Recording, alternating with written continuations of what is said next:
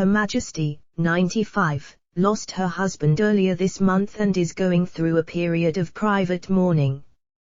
The Duke of Edinburgh was laid to rest in Windsor on April 17 in a scaled-down ceremony that was televised for those across the nation and the world to watch. However, the cameras cut away from the Queen at certain moments in order to help maintain her privacy, it has been claimed.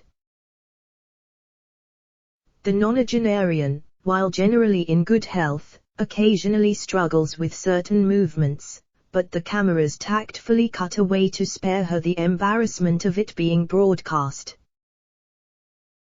The Queen was therefore not seen getting out of her car or getting into her seat in St. George's Chapel to give her a bit of dignity.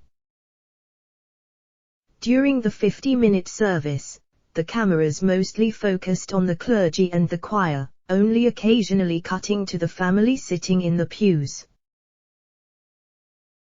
This kind gesture helped the Queen maintain a level of privacy in her hour of need, even at a funeral that was being televised.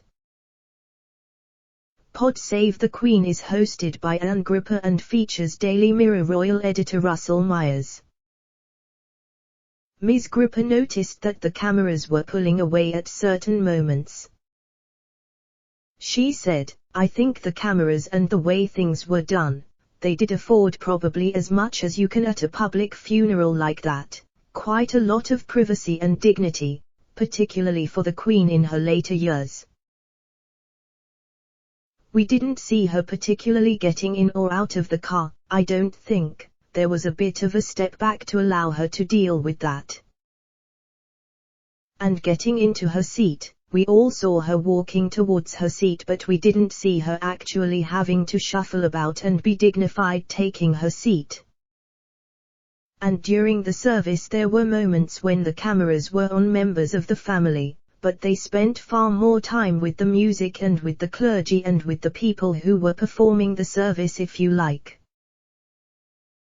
It wasn't exactly a concert, but it sort of was, because there was no singing, apart from the 4 beautiful singers."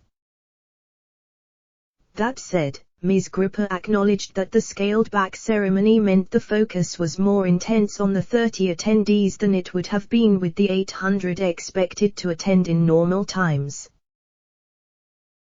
While the focus would largely be on the Queen and senior royals, they would share camera time with serving and former politicians, along with foreign royals and dignitaries and even celebrities who know the royal family.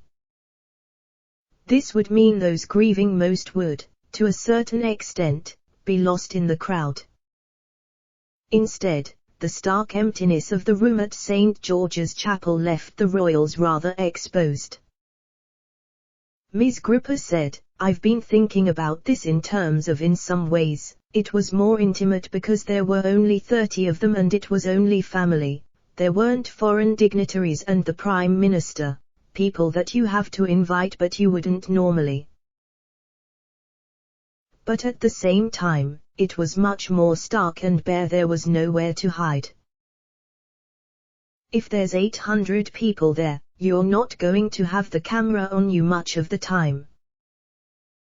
You're going to get a bit not exactly lost, because obviously the Queen and seeing her would always be such a key and poignant moment, but the intensity in some ways of the focus on the small number of people there was nowhere to hide." Mr. Myers added that he felt it was more special the fact that it was a scaled-down ceremony and what Prince Philip would have wanted for his send-off. He said, "I think it was a better occasion to have a smaller ceremony and procession and it just seemed a lot more intimate.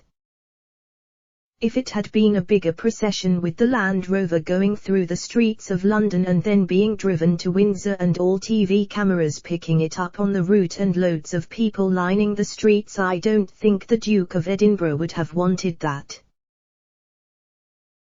And I do think this scaled-down version allowed the family to grieve privately, although the eyes of the world were on them, but I do believe it was a more special occasion."